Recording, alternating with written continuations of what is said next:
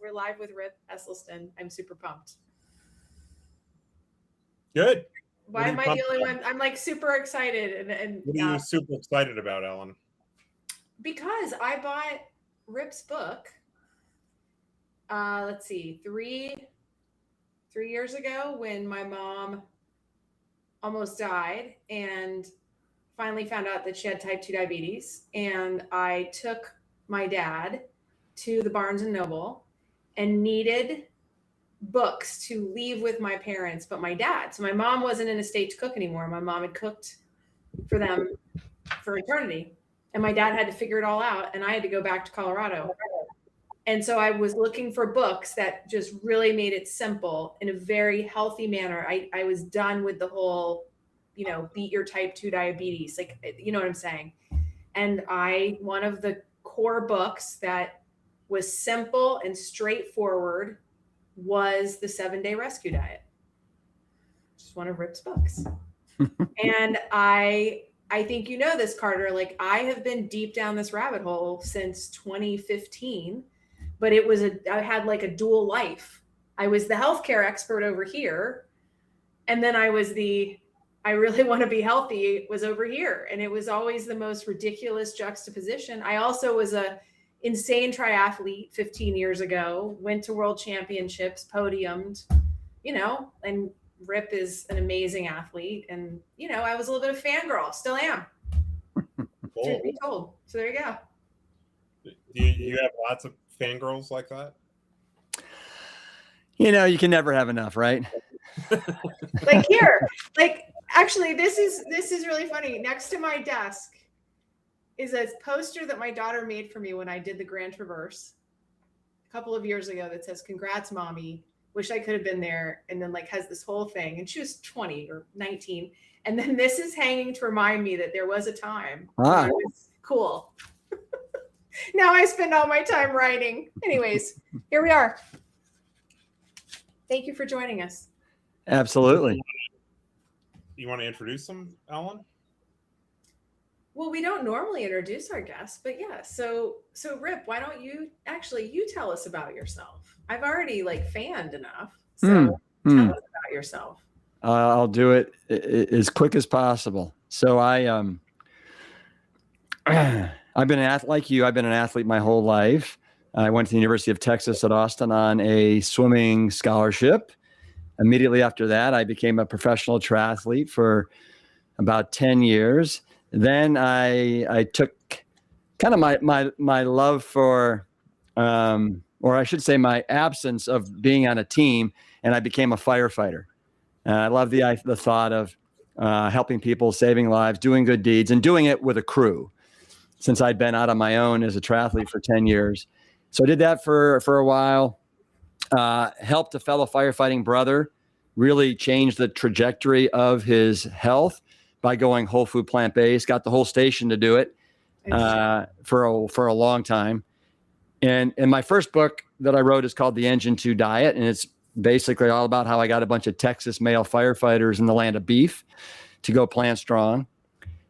Shortly after that, I got approached by John Mackey, the CEO of Whole Foods, to become a healthy eating ambassador / partner for Whole Foods.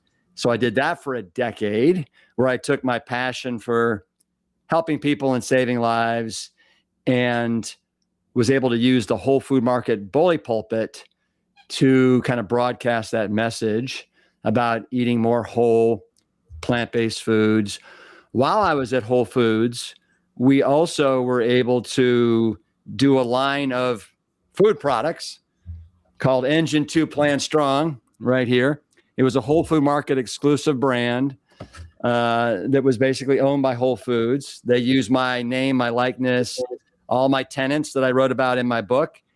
And we had a lot of lessons learned in those 10 years that I was working with Whole Foods under their guidance, tutelage, all these CPG experts in one of the most iconic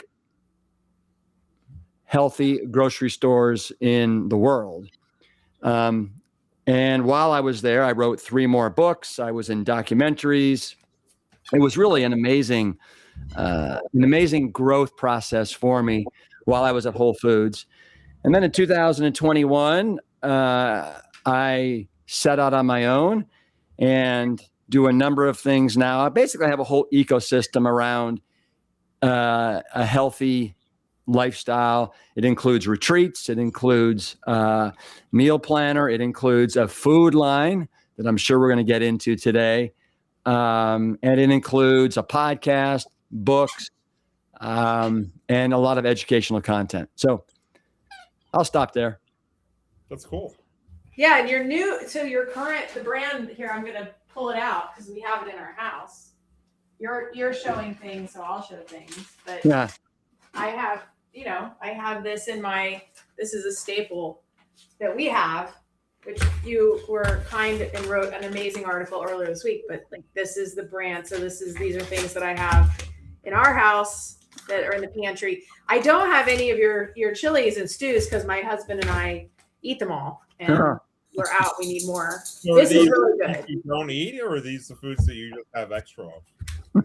We just haven't eaten them yet. We do eat them, but we just haven't run out of them like the other things. I do have to tell you, when you wrote that article, we published it. My husband came out and he said, because I don't have a lot of time to cook these days, and I love to cook, but I just don't. He came out and he's like, "Can we just go full plant strong?"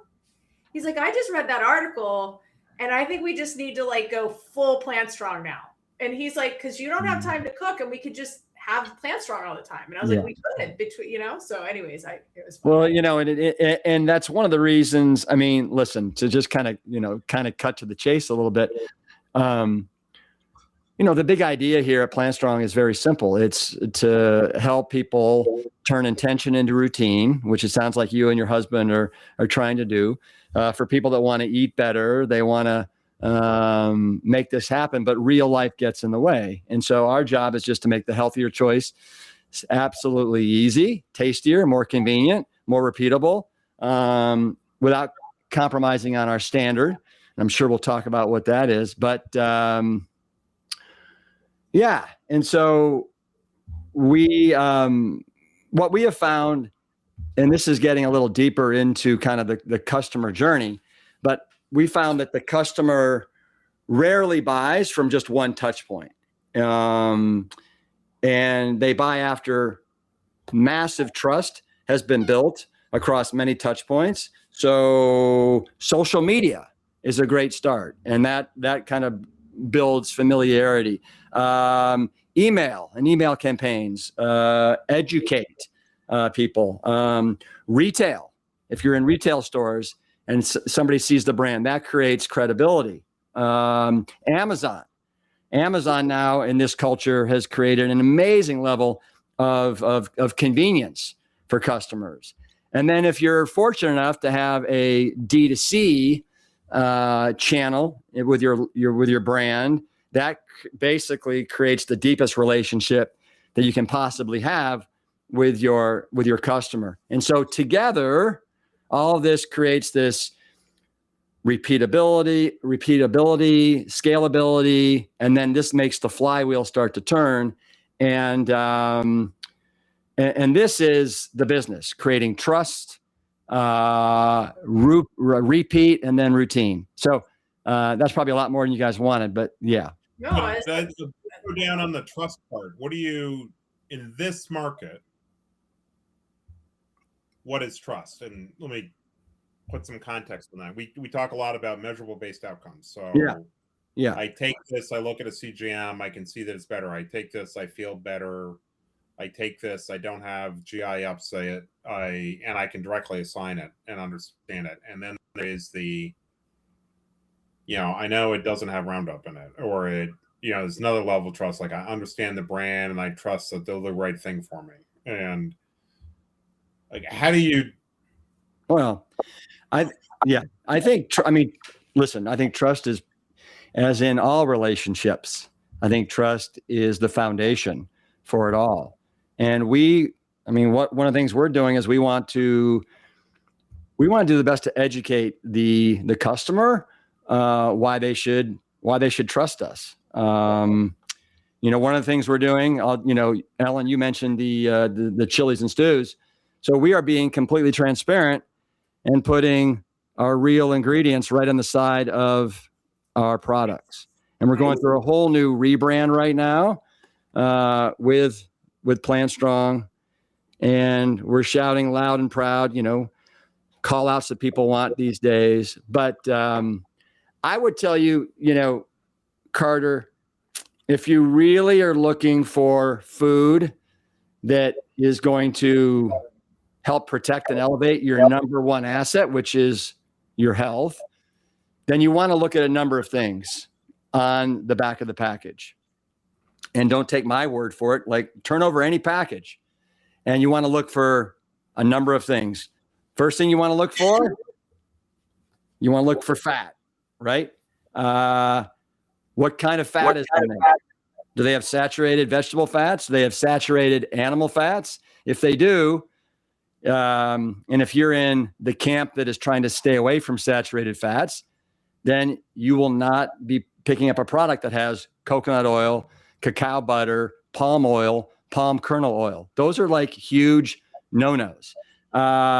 If you want to stay away from animal fat, you're going to stay away from margarine, lard, chicken fat, all dairy, all cheese.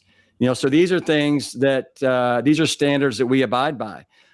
You want to stay away from man-made saturated vegetable fats, basically hydrogenated fats.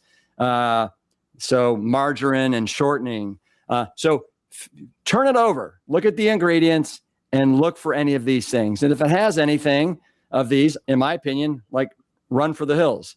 The other thing is sodium. The Institute of Medicine has now said that we want, depending upon your age, we want between 1,200 and 1,500 milligrams of sodium a day. And almost 50% of American adults are now basically getting pickled every day because they don't know how to read a label and they're consuming way too much sodium. They're eating out too often.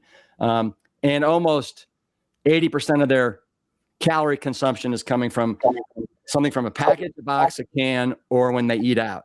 And that is where all the salt is hiding. So turn it over and look at the number of milligrams of sodium in a serving. And if it says 700 per serving, know that if you eat 2 servings of that Amy's vegetable, soup, you've got basically, you're almost over your daily recommended RDA on the sodium.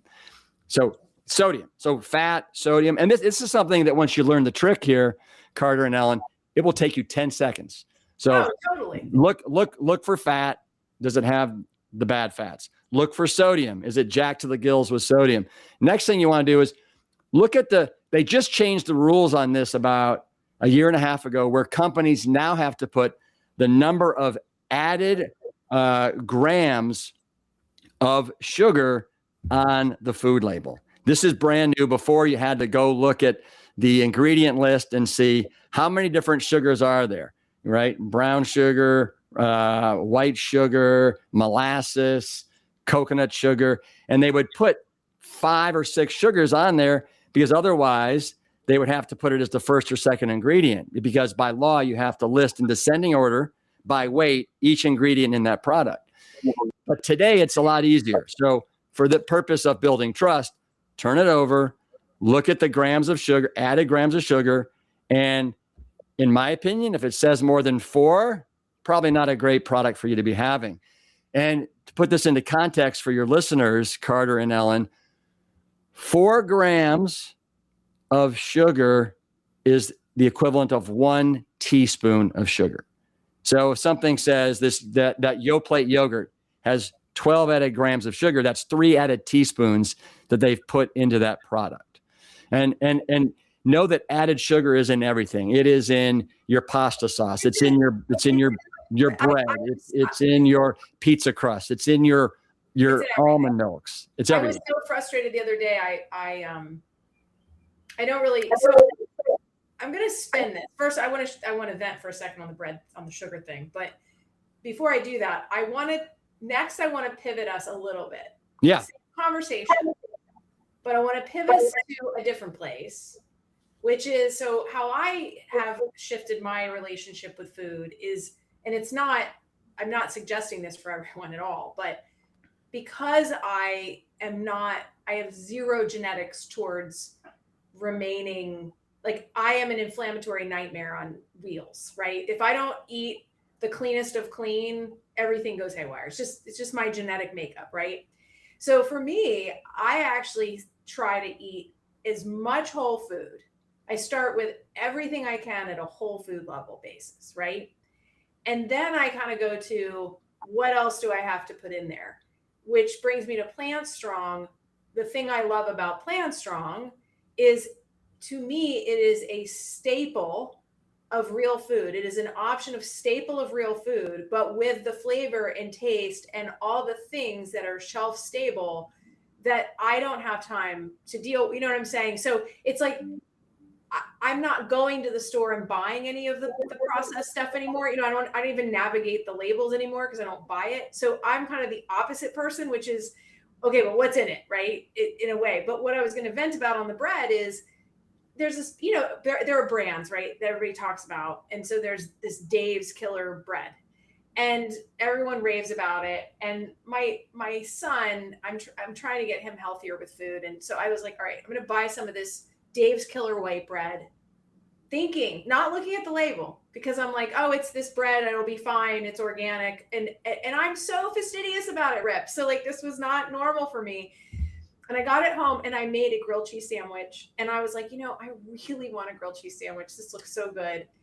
And I took a bite of this grilled cheese sandwich and I'm like, this is sweet. Like, how is a grilled cheese sandwich sweet? Because I normally only eat sourdough from the local sourdough guy that like gets it from overseas, you know, like, and he only ferments it a minimum of 12 hours. And I looked at the ingredients and sure enough, added sugar. And I was like, seriously, we can't even have, this bread has to have sugar in it. Like, I was so deeply frustrated. Oh no, yeah. I guess I want to shift the conversation into, you know, last week we talked about CPGs and we talked about the whole ultra processed food. And I mean, we really sort of brought the thread, I think, perfectly. In the article that you wrote, you talked about the system framework that Carter and I write from constantly, which is system A, B, and C. It's the construct, right? And system A being basically what evolution gave us, inherent health, right? But it's not scalable. B is what we have now. We needed to in the famine crisis, we needed to come up with cheap calories. And then we basically ended up designing a chronic disease epidemic and sort of decimating our soil to a degree without even realizing it, right? So now we have a $5.3 trillion healthcare problem that kind of comes from a $2.6 trillion food industry. And now what Carter and I are focused on is, how do we do system C, right? And that is where we have people understand the outcomes, where we design around human outcomes, not around cheap calories. And I think what Plant Strong has created, and I think even from your lineage of your dad, of what he focused on, I think that's so critical for people to understand, is like, this is a way to finally give people direct correlation to what they eat to their actual health outcomes. And I feel like that's something that you guys are designing for System C. You wrote about that. And I want to talk about that. And I want to talk about the challenges of that, the opportunities for that. Like, I'd like to riff on that some. Absolutely. Where would you like me to start? I don't know, Carter, you pick Well, you introduced his dad, so we need 15, 20 seconds of your dad, because I'm not sure everybody knows. Yeah. So my father started some research at the Cleveland Clinic in 1984 to basically show that we could not only prevent, but we could reverse heart disease by changing what we put in our mouths. And he and Dean Ornish really have the most profound evidence-based research through before and after angiograms documenting this. And my father's been doing this since 1984. He's been written up in all the major peer-reviewed scientific literature, again, at the Cleveland Clinic, which is probably one of the number one hospitals in the world. And just as a side note here, you know, this thread of health and wellness goes very deep in my family. My great grandfather founded the Cleveland Clinic in 1921. His son brought to America the partial mastectomy instead of the radical mastectomy in the 1960s. And then my father started his groundbreaking research at the clinic in 1984. So, yeah. And so I am just doing my damnedest, Carter and Ellen, to just carry this torch from these trailblazing pioneers that have really, done amazing things. And my great-grandfather performed the first successful blood transfusion from one human to another in 1902. Yeah. Wow. Yeah. So help me out here.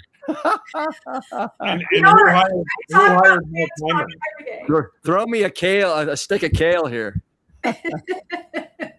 Well, but you're taking it to the next level that chronic disease is food. It is, especially in this day and age, right? Absolutely. And so you're leading the way, just as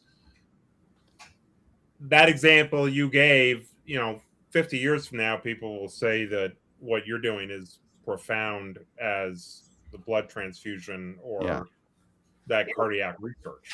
Well, you know what? That's very nice of you to say that. I have a feeling that we are one of the few brands right now that is really starting to crack the. Somebody's got to break the ice, right? And show the way. And so let's dive. I wouldn't mind diving into that a bit, especially since you were time at Whole Food, and a little bit of conversations we have that I've flipped on. So let me just set this up a little bit. So we as investors are touching a lot of ingredients companies, and then we talk to CPGs, and CPGs say it's really good that you're making this better stuff. Consumers don't want it. So then I've never believed that. But the CPGs do have a lot of research, and they test it, and they've got a lot of good explanations for why what they're saying may be true.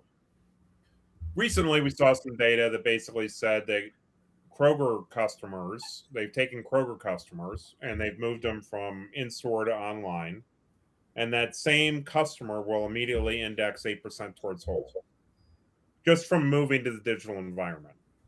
The explanation is they're not being end capped. They're not seeing a lot of the signaling in the store, and they're seeing nice pictures of fresh food or something that's causing them to buy more whole food. So that would say, just extending it, is we're spending $15 billion a year advertising CPGs. It's not the addictiveness of the food that's keeping them in the lane. It's the friction getting access to the whole food, and it's $15 billion of marketing bugging you every day saying, stay in the potato chip lane, don't go into the whole food lane.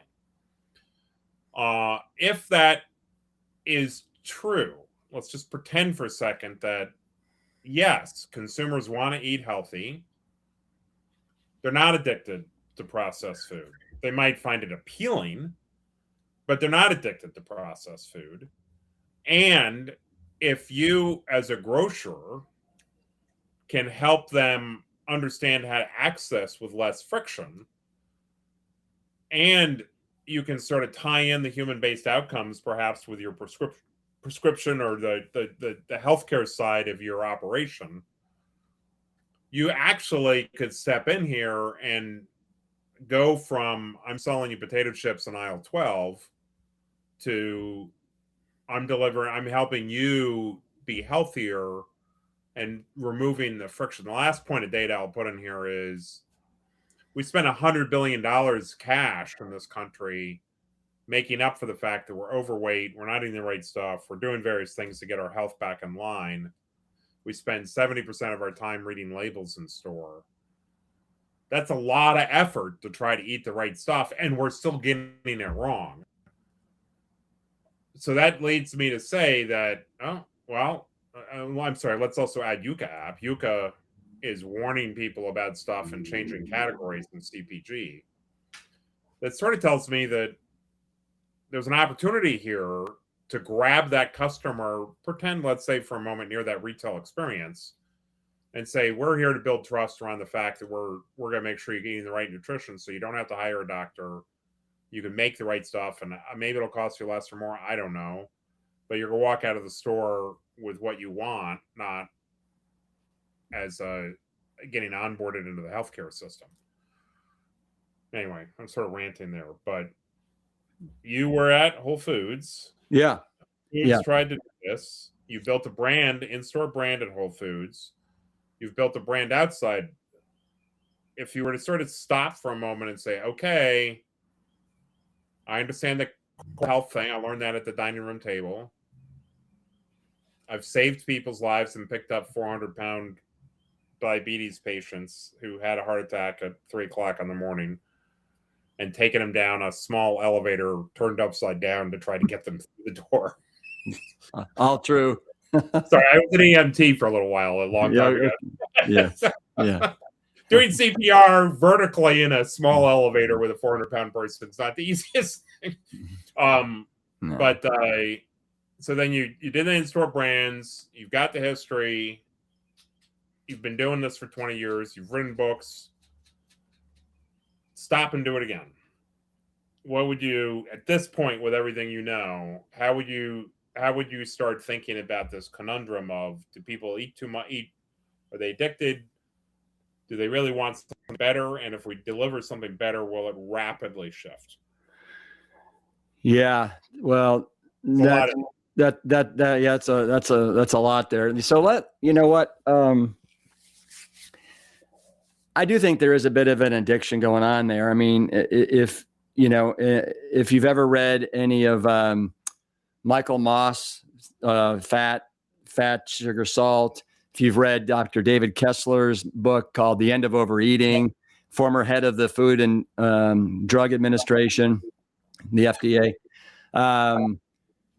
basically they talk about how these companies, they put salt on top of sugar, on top of fat, and they do it again and again and again. And it basically lights up those receptors we have in our brain, just like we have for, cocaine, heroin, et cetera.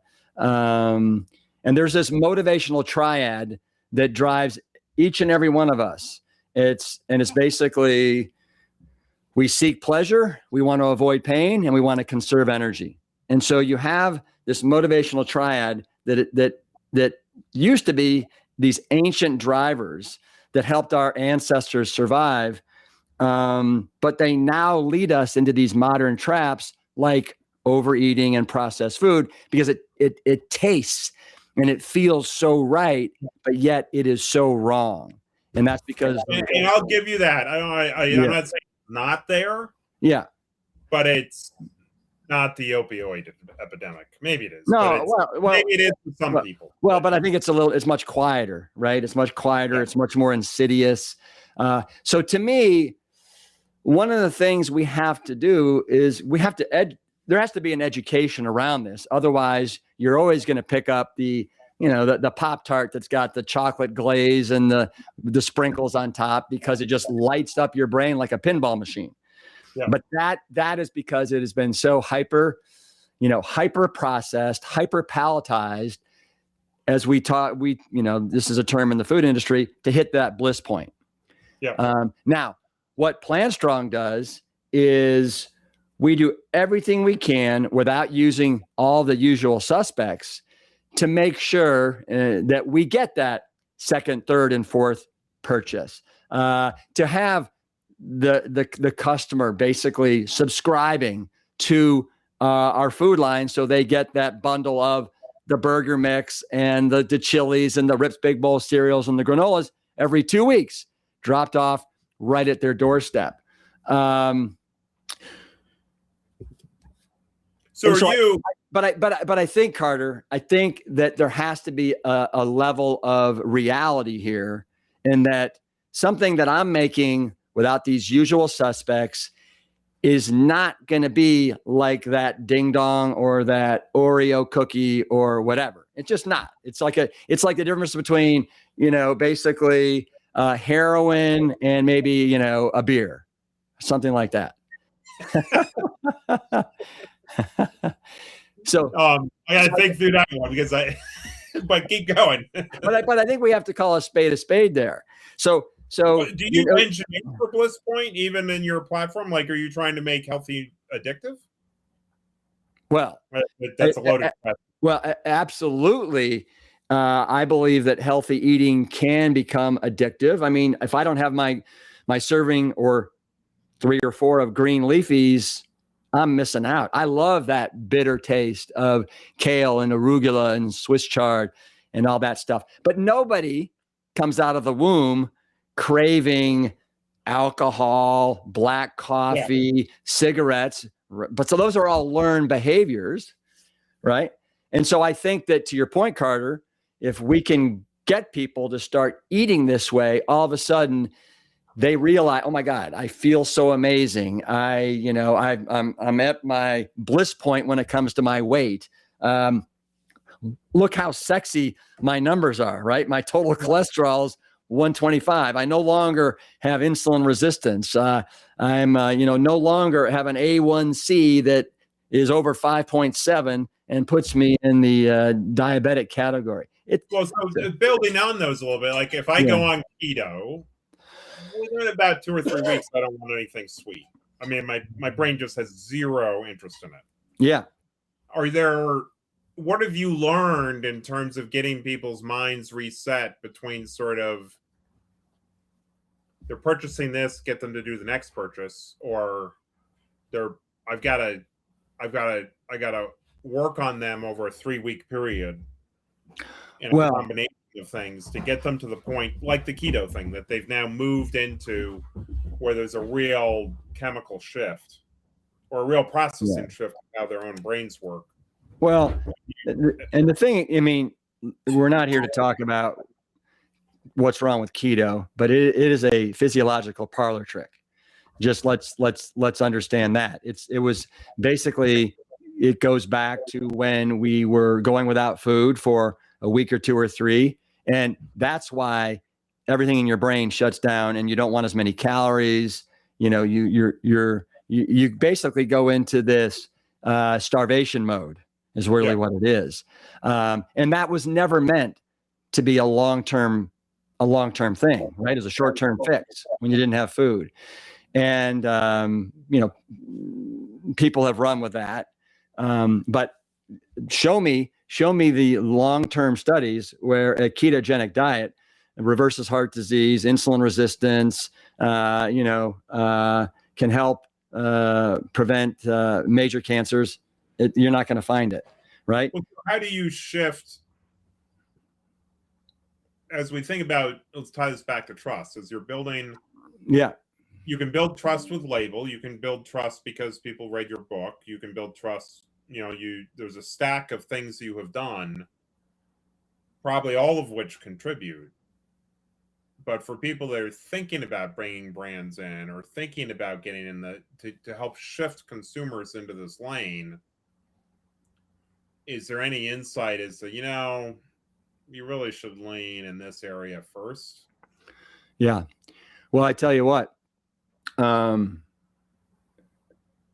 what's going on right now in the cultural zeitgeist around eating like ultra processed foods it's like blasphemy, right? Yeah. So everybody's about real foods right now. And our RFK is pushing, red meat, eggs, milk, what is it? Tallow fat. Yeah. But also there's some good things in there because more real food. And, to me, that's where Plant Strong, we truly sit in the crosshairs of real food with obviously a very whole food, plant-based bent. Yeah. And this is why, so Carter, to answer your question, I feel like we are in the cultural zeitgeist. And when Walmart reaches out to you because they want more real foods that don't have all the usual tricks, the sugar, the salt, the fats, that says something. Well, we had another large retailer reach out to us to bring in our shelf-stable, super clean milks, right? That says something about trust. All you got to do is understand our standards And then I think everybody will be like, wow, we love these guys. I mean, we've never seen anything like this. So let me just give you a quick story on this. Our Plant Strong milks, all we have are the almonds and water. And we have this patented process called hydro release, where we use the whole grain, nut, or seed with high-powered water, and there's no waste. And the whole power plant, the manufacturing plant, is powered from water from Niagara Falls. So it's sustainable, there's no waste, and without using any gums, emulsifiers, or fillers, we're getting the same basically creaminess, and it also doesn't separate. And this is what people are looking for. They don't want all the phosphates. They don't want all the gums. They don't want the emulsifiers. And we're learning now what that's doing to basically destroy your microbiome, which is another term that's in the cultural zeitgeist right now. And so we want to do everything we can to preserve that. Another example, we have this blend. It's an oat walnut blend. It's one of it's one of our milks where we actually use a little sweetener. It's a kiss of sweetener, but guess what? We're the only commercialized, basically plant-based milk that I'm aware of that has figured out a way to use whole pulverized fruit as our sweetener. So we have all the fiber, all the vitamins, all the minerals. We're not sacrificing that. So it's not a refined sugar. And it's just a kiss of it. It's 2 grams, which is half a teaspoon, if you remember our education from a little bit earlier. And then you look at, for example, our chilies and stews. I mean, again, I showed you this. It's like loud and proud. There's our ingredients. Are we good? And I would say, yeah, we're good. So it goes back to... You're getting to a point now where... Yeah. At one level, you were, hey, we're plant-based. And the Walmarts of the world are saying, you're clean label. We would like some shelf stability in our products because consumers can't deal with the time frame on some whole foods. And it's leaning more down the clean label first, plant-based second, or plant-based not like important or not important, like consumers are shifting. Yeah. Well, I think it's fair to say, Carter and Ellen, that plant-based, it kind of lost its health halo over the last several years because so many plant-based products were using refined grains, they were using sugars, they were using oils, the same tricks. And so people, I think, came to the realization that, well, I mean, how is this any better? And so we're not using the same playbook as everybody else. And I would say that, yes, clean label is probably number one. And we're not, touting anything about being plant-based. Obviously, our name is Plant Strong. But other than that, you can see, I mean, we're simple ingredients using strong standards, as we've talked about. Look at our motto, our new motto, real that you can feel, right? Try this on for a week or 2 weeks. Use our day parts of products, cereals, granolas, milks, burgers, chilies and stews. What else? How do they feel it? Yeah. How do they what? How do they feel it? Oh my God. Well, yeah, as you know, in our over 10 years with Whole Foods, we did all this research, clinical research with people. We took Whole Foods' sickest team members. We put them through a week of eating Plant Strong, the pancakes, the casseroles, the rice and beans, everything. And you saw we had statistically significant biomarker results. And you lose weight, your cholesterol's going down, you're getting off your meds. That doesn't come without you also feeling it. And oh my God, I feel amazing. So it's real. You can feel, you feel a difference. Now, of course, you want to be doing it on a bit of a regular basis, but any little bit for a meal will absolutely help. And do you think you've got it down to the point in your formulation that you can we have seen some companies in the ingredient space start really thinking about biomarkers in a way that you would think almost at a pharmaceutical grade. So we're making a fiber, and we're going to test it to really understand what the microbiome impact is and see if that's good or bad. And then we're going to rethink about how we form up that fiber to do that function. I mean, very almost pharma grade type of things, which is, call it the intense side. Yeah. As you're thinking through and saying, okay, we've got this new sweetener. We've figured out a way to stabilize the fruit. Yep. But really, we should probably put some people on some CGMs when we test this. To see what the bioavailability really is. Maybe we missed something. Well, we would, point even, or will you be getting to that point? Well, we would encourage that, and we're happy to be part of something like that. But we are not doing something like that right now. But let people wear their Oura Ring and their Apple Watch and their continuous, glucose monitors, and test our products and see how they compare against, for example, I don't know, Kirkland, right? How's the Kirkland private label brand do? Because I don't think, to the best of my opinion, they're not about creating a brand that's going to elevate your health. That's. Do you think that? Well, this is something we've actually talked about. Is like, does the data start becoming good enough and approachable enough by individuals that they'll have like TikTok wars that say, I ate plant strong for the last 2 weeks and look at my biomarkers, and then I don't know. This is something we geek out. We need to do this. We need to like have this happen through the Substack. It's like get people involved that's what I want to do that. We have 25,000 people out there that get our stuff. We should do a challenge. Yeah. Well, we have a whole 2-week program where we can basically send you a kit of breakfast, lunch, and dinners with some small grocery staples that you want to go buy. And then you do this for 2 weeks, do before and after biometric screening to see what happens. And you'll be stunned and amazed with what happens with cholesterol, LDL, triglycerides, weight, blood pressure, all that stuff. We've tested it. We've done it. Well, yes, we've tested it with real whole plant-based foods, and our food line is really no different. So we like to sketch these things out. I was talking on the fresh side, I was talking with Bob Jones last night from Chef's Garden. Oh, and you guys are very, Lori. Bob's great.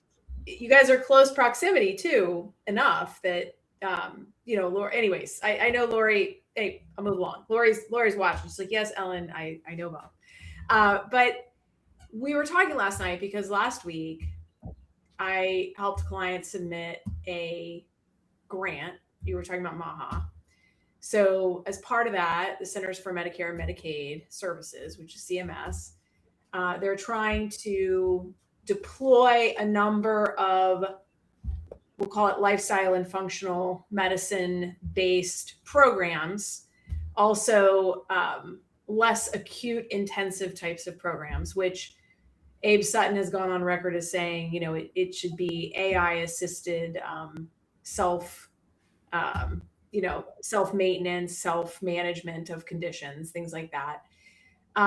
They're trying to really open that Medicare market, that Medicare fee-for-service market up, which is original Medicare seniors who have not taken a replacement plan, which is Medicare Advantage, and say, this is our proving grounds, right? We, the government, we are paying these claims. We are paying these healthcare claims. We are the ones paying the bill of the chronic disease burden. And we don't want to just keep writing checks to the traditional healthcare establishment, because we do believe that these are conditions that are diet related, right? At least, and lifestyle related. But we don't have the data and we don't have the research to prove that at scale. So one of the things that the government they're deploying, I called it the 12 days of Christmas. They were throwing out new programs by the day, right before Christmas time. But one of them was the Elevate program. And the acronym, I'm not even going to go through the acronym, but it basically is to select 30 entities over 2 years to be cohorts. There'll be a cohort the first year, a cohort the second, up to 15 each year, up to $3.3 million per grant. And the grants are to research, to do formal control group research around lifestyle and functional interventions. The government has been very explicit in saying we don't want these grants to pay for food. We are fine to have food as part of the intervention, but the grant dollars should not be paying for said food. And so I said to Bob last night, I want to put, now that I've gone through this process, and I mean, I know it cold, right? I want to see us put a grant application in next year and have Plant Strong, have Chef's Garden, right? We're talking about, like, when we did this, I mean, depending on the level of outcomes that we commit to, which, I mean, if we could find the study to link to, right? I know we could with food and lifestyle interventions. The outcome that we would be committing to is so great that we'd be talking about a control group, basically 2 groups of, I don't know. I mean, I'm just going off of what I learned from the biostatisticians last week of, you know, maybe we're looking at 150, 200 people max. And I have plenty of healthcare contacts that would be happy to do a program like this, right? We put lifestyle medicine in there, and then but the key is we've got to get funding from another mechanism, right? To make sure that people have these foods. But that would be so powerful, Rip. Like, this is where we're at. It's like the government is saying, let's do this. I know that payers are paying for it through traditional food as medicine. That's an intervention. But, you know, we've got to, I guess where I'm going with this is to say, I don't want us to focus on just the downstream reimbursement when somebody's already sick. We've got to figure out how to pull this up to the upstream, which is what you're doing, which is selling it to the consumer before they get chronic disease. You know what I'm saying? So yes, I absolutely do. You know, and along the lines that you just spoke of, we're actually doing something very interesting right now. We're partnering with the Colorado Springs Fire Department. And I went in there and did a 3-day, basically educational seminar with my sister, Jane. They reached out to us because they had some baseline tests done around cancer screenings and heart health. And the results of the 515 firefighters were so shocking that they wanted to do something about it. And so their whole goal in 2026 is health through nutrition. And so they realize they want to look at the science and what does the data show. And it undeniably points towards whole food, plant-based nutrition as the winner. And so what we're going to do is we're going to do a study with 120 to 150 of these Colorado Springs firefighters using our food, right? The Plant Strong food for breakfast, lunch, and dinner with some small, stuff from the grocery store for a month. And we're going to see exactly what happens with their biometric screenings. Because going into this, I can tell you about 86% of them had elevated blood pressure, LDLs through the roof. All undiagnosed. What's that? All undiagnosed or not under treatment and care. Most exactly right. Exactly right. And most of these guys, frankly, young, right? Yeah. And some of the women, young. But this is, and that's just like, and these are firefighters that everybody thinks, are rock stars and they're in, the peak of their prime and they're fit. I think we all know the state of the union here with America's health. It's not pretty. I was at Disney last weekend, Rip. I was at Disney. Yeah. And I again was texting Bob and Carter while walking around the park because Epcot had the Flower and Garden Festival. Yeah. And I was like, we need to have a System C kiosk. Yeah. At the Flower and Garden Festival next year. We need to have Plant Strong and we need to have regenerative ag. And that's what we need to have there. Yes, we do. We absolutely do. You know what? Tell me if you guys agree with this analogy. So I went over 2 years ago, my family, we went to Norway for a vacation. Ugh. And I kid you not, 95% of the cars on the road were all electric. Yeah. Every one of them. I come back here, and depending upon what state you're in, there's almost no electric cars. In Austin, we have a lot more now. We got one about a year and a half ago. I will never go back to a combustible, gas-fed, oil-fed, tons of moving parts car again. It is so antiquated and so just like wrong to me on so many levels. And electric, it's so efficient. It's so just like easy. You never have to go to a gas station again. I haven't spent one penny on maintenance in the last year and a half. To me, plant strong is the electric car. It's smarter. It's more intelligent. You're not going to have sick days off. Your health is going to absolutely expand in ways that you never ever anticipated. And so we're doing everything we can to make this the easy button for people for breakfast, lunch, and dinner, the way you started this conversation, Ellen, with you and your husband. Yeah. Well, and I think, so let's go back to Carter's point. There's two things I want to make sure we cover. This, I'm just going to kind of go down a little rabbit hole. And then on the broader point, let me just say this so that Carter, you can keep me honest, and Rip, you can keep me honest to make sure we go there, is I do want to talk about what does the future state look like with, meaning if you could wave a magic wand and not be beholden to the current structure of basically buying shelf space, right? Like, let's just kind of put that out there to say, how does this work? Because we have the same challenge. Like, to me, when we talk about System C, there's also there's a supply chain, distribution redesign, not just the food itself. Like, there's a whole different interactivity there that I want to come back to. But I want to go back to the point that Carter made, and I made the statement about Disney. And I guess I'm going to add this because Lori already jumped on our challenge idea. She's in the chat. Is I really want to talk about the element for a minute of like how do people feel good? Because this was a conversation, this was a running dialogue between my husband and I last weekend when we were walking around Disney, which was, so my husband said to me, this is a really important statement. He said, because he had his birthday Tuesday.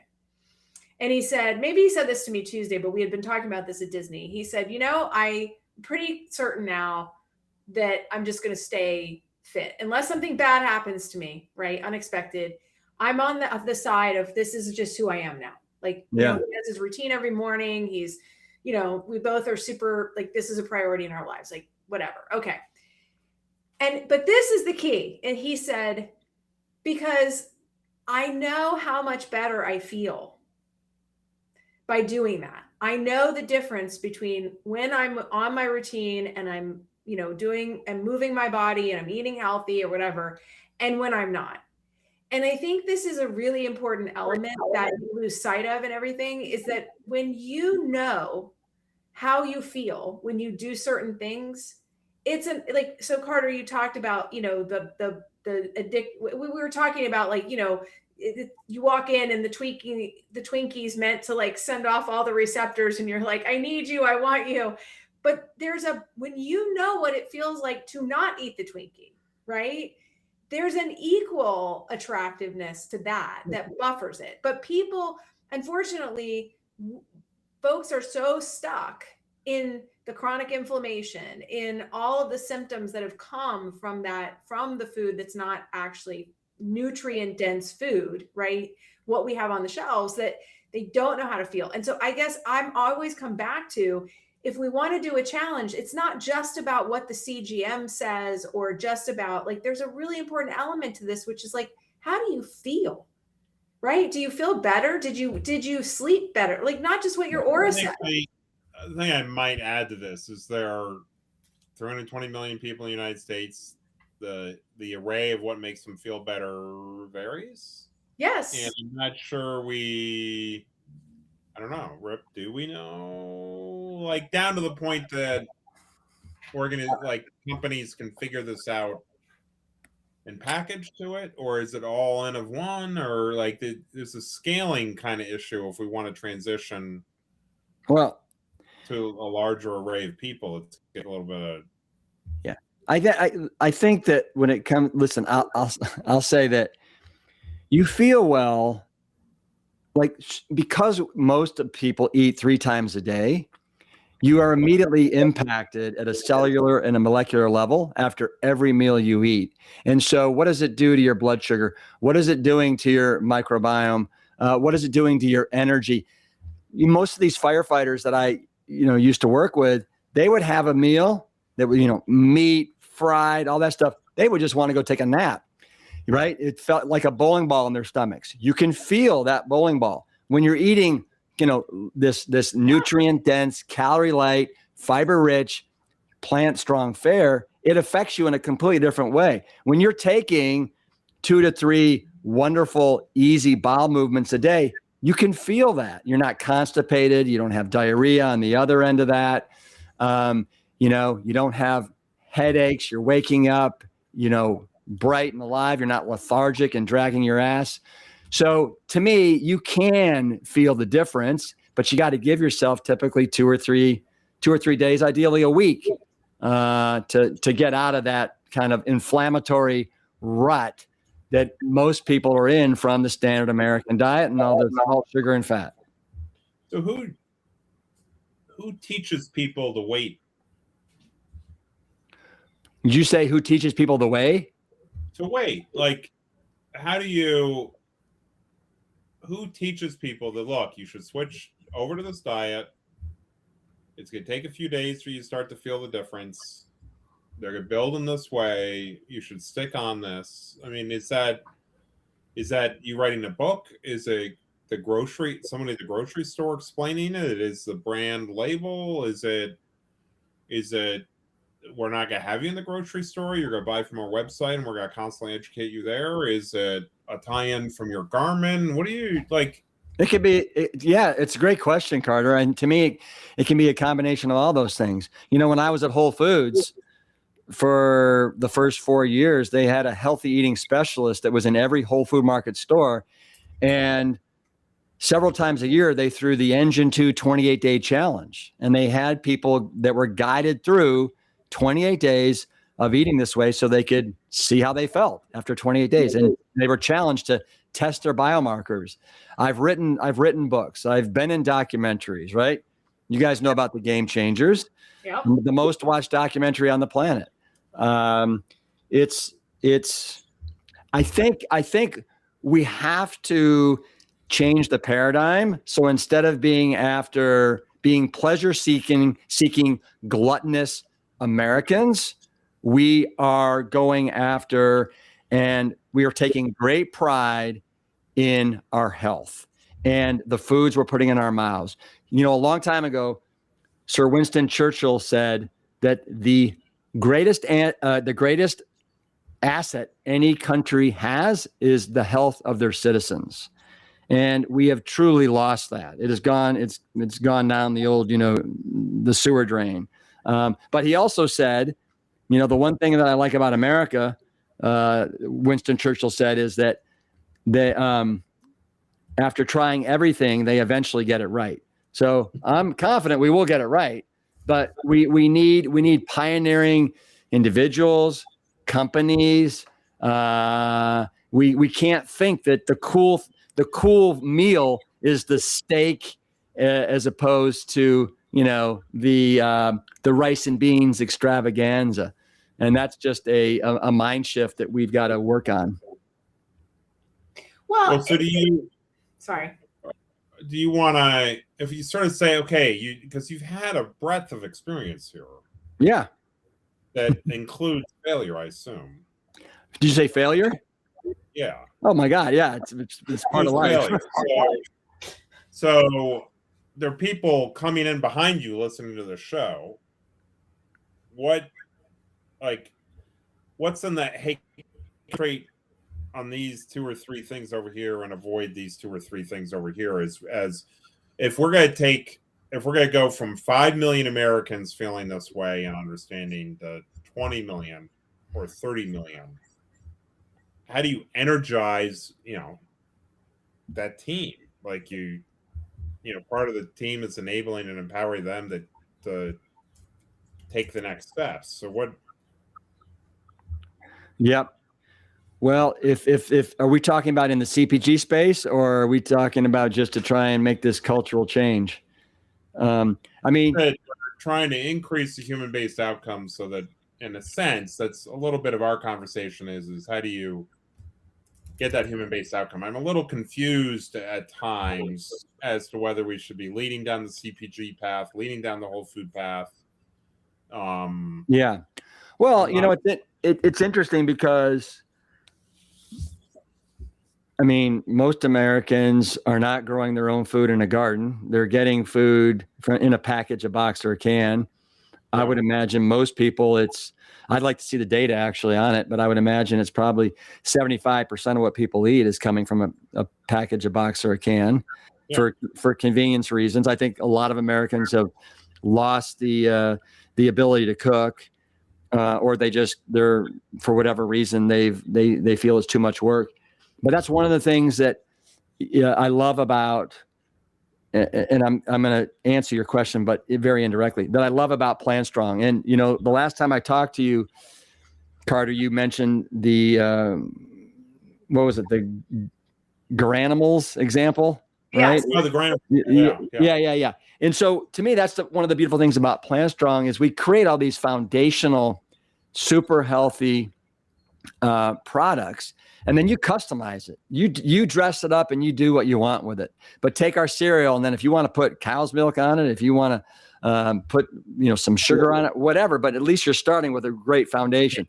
Same thing with our pizza crust kits. We give you the pizza crust and the sauce if you want it, but you decide what you want to put on it. And same thing with these. I mean, look at the back of our package. Like here, it says, build it, stuff it, top it, right? Take this and then you do whatever you want with it. Put it on a baked potato, put it on a bed of green leafies, put it over a bed of, bulgur wheat. We really don't care. A variant, it's not a perfect analogy, but Hamburger Helper sold a lot of hamburger. Yes. And the Granimals, for everybody else's benefit, the Granimals idea was Granimals are really good for helping people understand what clothing goes with what. And that if you can sort of take that friction out to sort of say, hey, here's a way to take this more shelf-stable product and integrate it in with, fresh veg. There's a good way to augment that. Well, but to your point, and that we were talking about cooking, is to me, this is kind of a little bit of the Betty Crocker methodology, where we give you this, and then like the pancake and waffle mix. You add your milk, you stir it up, and now you feel like a bit of a chef. Same thing with the pizza crust kits. You're building it and adding your toppings. We just give you the foundation. And I think there's something to that where people feel a little bit empowered and they have agency around their meals. But it feels it's not. I would agree with that wholeheartedly, but it also feels like real food. Yes. Like you feel like you're eating a real meal and you're using it as part of that real meal versus you've picked something up off the shelf and you're just going to use it. Absolutely. Yes. Hold on. So when Alan, your son recently started cooking for himself at times, and the reflection I've heard on that is he's all of a sudden very particular about the ingredients on things he probably ate before and never paid attention to or gave a damn. Is that, our brains are tuned to make sure that we don't eat junk. Like evolution trained us to make sure that we don't eat the wrong stuff. And that's sort of been blurred by CPGs in terms of we assign some trust to them. And they let them blur it together. But now, have you seen that if people start getting into the self-assembly mode, that they are more aware of the implication on themselves? I don't have an answer for that. I don't know. Yeah. How did you shift your messaging this way? You said this is a fairly new messaging you've got on the brand. It is. It's actually, we're unfolding it here over the next 3 months. And what motivated you to make the shift? Oh, we were due to a lot of different reasons, we were forced to come up with packaging on the fly in order to make certain retail cutoffs. And so we had a hodgepodge of different looks and messaging. And so at year 5, we finally decided it's time for us to really be timely, relevant, and have one overall cohesive message, look, feel. So we've actually spent the last year unveiling this, and it's kind of ironic or very coincidental that literally we've been working on this for a year. This, real, you can feel, real food made with simple ingredients. And then the USDA came out with their, if you go to their website, it basically says at the very top, eat real food. Yeah. I mean, that we did not do that because of them. I mean, we actually came out with ours before they did, which is kind of crazy. But we're trying to reach a much broader audience of people that are after. I'm sorry, finish. But that are after everything that I think people want. So today, what do people want? They want protein. They want fiber. They don't want seed oils. They don't want refined sugars. And these are all standards that we have abided by at Plant Strong forever. And so we want to kind of get out of the way, let our nutrients speak for themselves. And it doesn't matter if you're flexitarian, vegetarian, carnivarian, well, maybe not carnivore, but there's certain products here that will work for a keto person.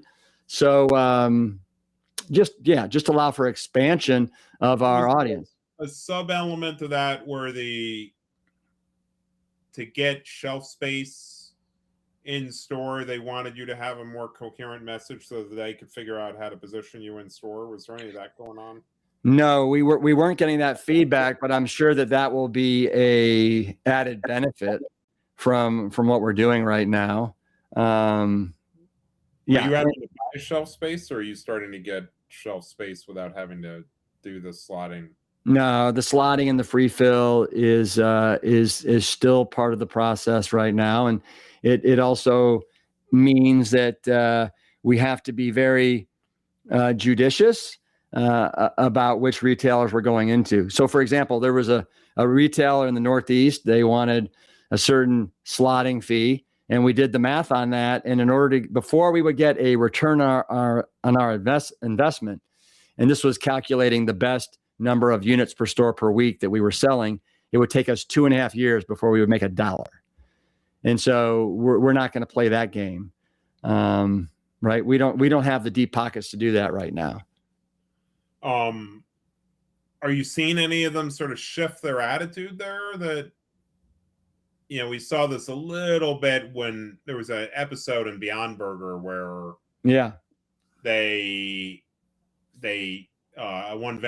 one store skipped the sliding fee, moved them over to meat, and went up 20x in sales. And they're like, oh, well, I guess there's more demand here than we realized. Are you seeing any kind of dynamic like that emerge, or any particular, like, for anybody who's bringing a product to market, or any of the grocery channels you think that get it?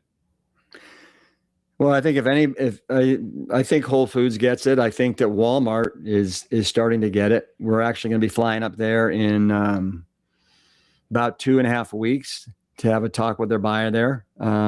Fingers crossed about expansion into a lot more Walmart stores with a nice little brand block of our products. They actually. So the way we've structured it thus far, Carter, is we're only in retail with our shelf-stable chilies and stews and our milks. That's it, right? Everything else is available online, D2C, and on Amazon. But it's just so. Which channel is getting you the right customers? Well, I'll answer that in a sec. But so we've got, but what Walmart decided to do is they decided we're going to take in one of your cereals, one of your pancakes, one of your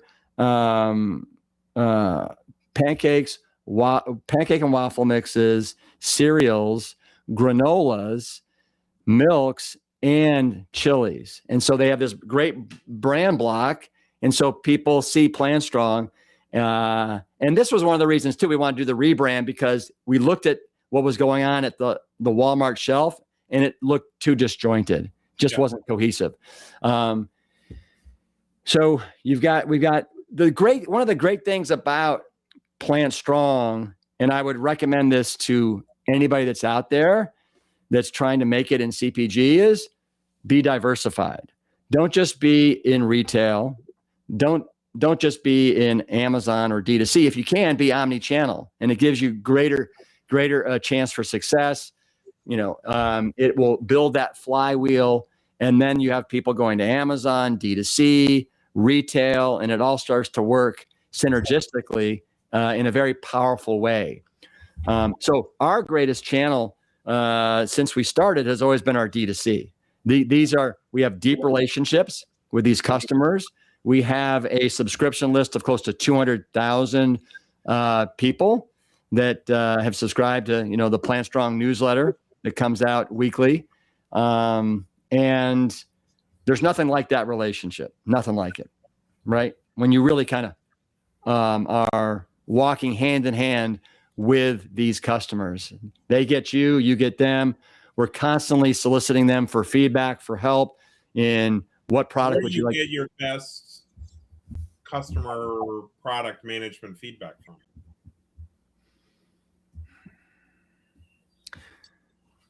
Where do we get it from? You mean from I would just say the customers. No, but so you have enough of a direct connection that no matter what channel they buy from, you get it, or? No. It's the D2C. It's the D2C. D2C. So when you're making a product management decision, a lot of it's being driven off of that DTC feedback. Yes, very much. And did you build a product specifically for Walmart, or? We did not.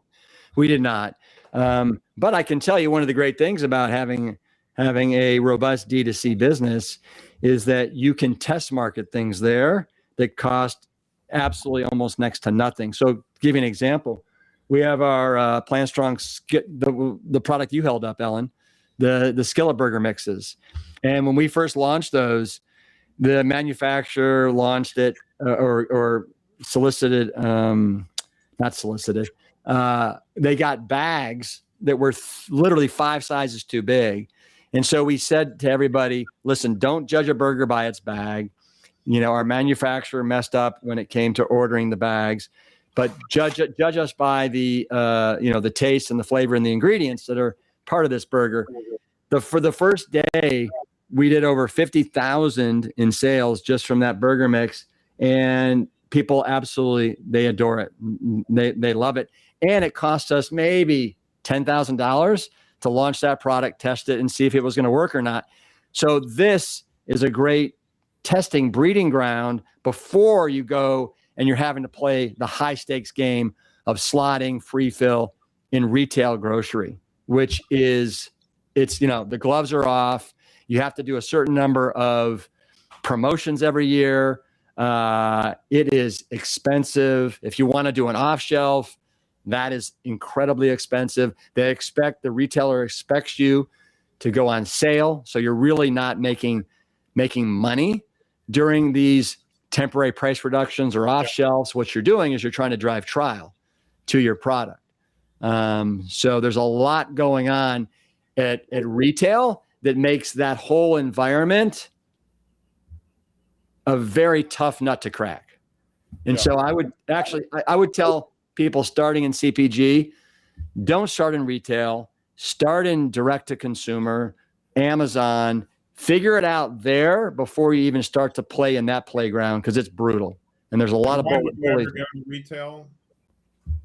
Pardon? If you're in that channel, if you're in the Amazon channel, what would say, okay, now it's time to go to retail?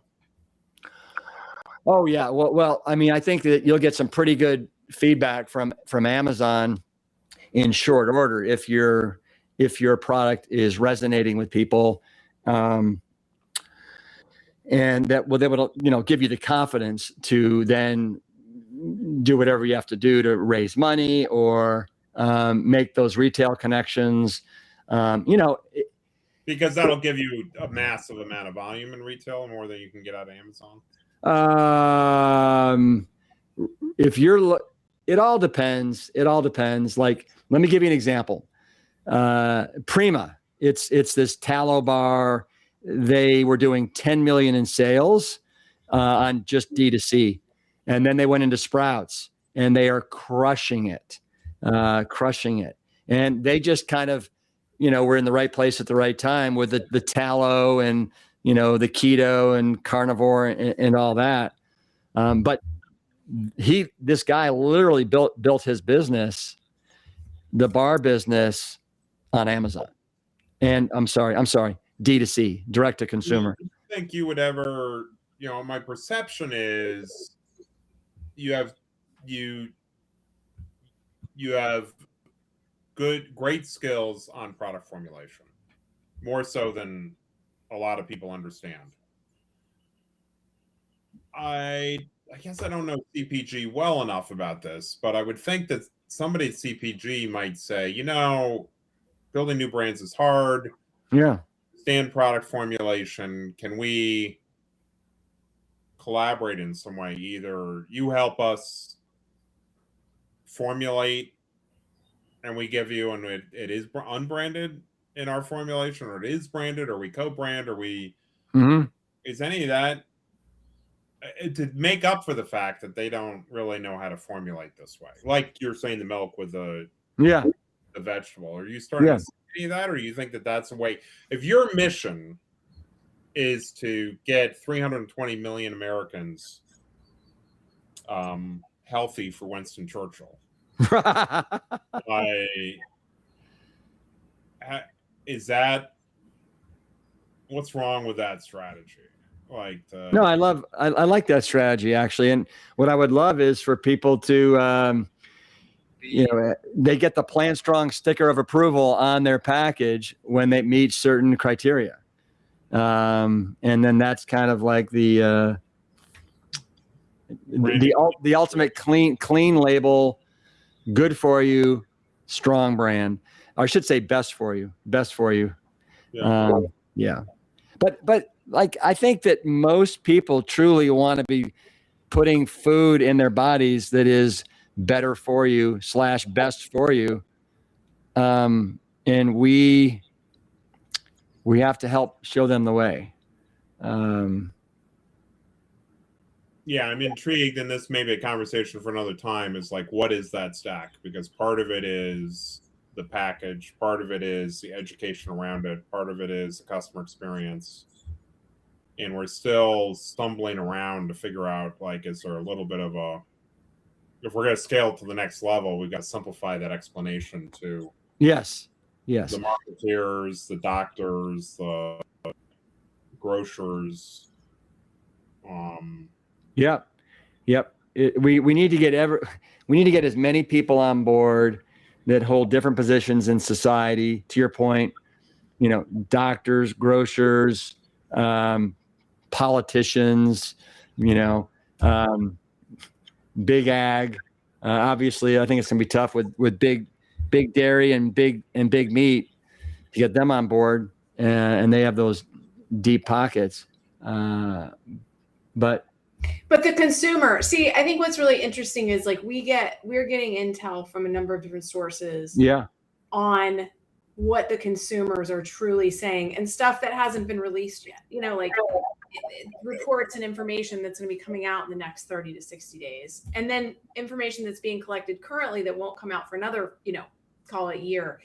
And it is profound what consumers want. It is exactly proving your point, Rip, is that that's what people want but we have created this opacity. It's the same with healthcare. People don't want to be sick, but it is cheaper for people with the way that our downstream dollars, the way that our healthcare dollars are locked in downstream. It becomes for most people fiscally easier to manage the health burden through the downstream system than it is to try and, prevent it on the upstream. Yeah, that's a conversation for another day too. So. Yeah, that is so reversed. It needs to be flip-flop. Yeah. It does need to be flip-flop, which is what we want to change. So we have 5 minutes left. We always have to do the try this now, do this one thing, right? That is like something we have to do. So what would you say, Rip, to people? Like, do this one thing. Like if we're towards their health, towards system C, toward, like getting to the point where we focus on human outcomes. We monetize that as opposed to monetizing the opposite. Yeah. I would say, and this is going to be related to food, I would say start your day, start breakfast with a wonderful whole food, plant strong meal. Doesn't have to be from the Plant Strong food line by any means, but whether it's just oatmeal, steel cut oats, oat groats, a great piece of whole grain, and it's got to be whole grain, and it has to actually, like, there's only 5 iterations that allow for something to be a whole grain, and it's basically has to say whole, sprouted, cracked, rolled, or stone ground. Anything else, and it is a processed grain. So these are like that. Like that's something. One of the things too I was going to talk about in the beginning was between the sodium, the refined grains, the refined sugars, and the fat. Those are 4 super simple things that anybody can do when they turn over a package. But so whether it's a whole piece of whole grain bread, with an avocado on top, whether it's pancakes, waffles, whether it's a little tofu scramble, but start your day with a whole food, plant strong meal. That would be a great starting point. I add another onto this. I mean, you said that you've got sort of a 2-week washout diet. Yeah. That you on your website. Yeah. So people, I push this a little. I know you don't want to necessarily advertise yourself, but they go to your website. If they want to do that 2-week diet, what do they do next? Where is it on the website? So you want to go to plantstrong.com, and it is one of our bundles. It's one of our bundles. And after they've spent that 2 weeks on that diet, what will the outcome be? The outcome will be they will love it. They'll love how they feel. I would recommend before you start it, before you purchase it, get some baseline numbers. Know what your blood pressure is. Know what your weight is. Have a lipid panel with total cholesterol, LDL, triglycerides, and HDL, and then do it 2 weeks later. And as I said earlier, your numbers will be as sexy as shit. And your weight, my prediction is you will have lost, if you do it right and you do it for breakfast, lunch, and dinner, and you follow the protocol, you will have lost, if you're a male, you'll have lost about 8 pounds, females about 5.5 pounds. And this is dose responsive. Carter and Ellen, the results that people get in a week. It's typically 22 points off their total cholesterol, 12 points off their LDL, 20 points off their triglycerides, 3 pounds. That's been the average weight across 919 data points that we've tested. So it's dose responsive. So you do it for another week and you'll get even better results. Should we set it up so that people can do this and then post the results to you and you can get the 919? Well, that's what I want to do. I want to set this up with Lori and Yeah.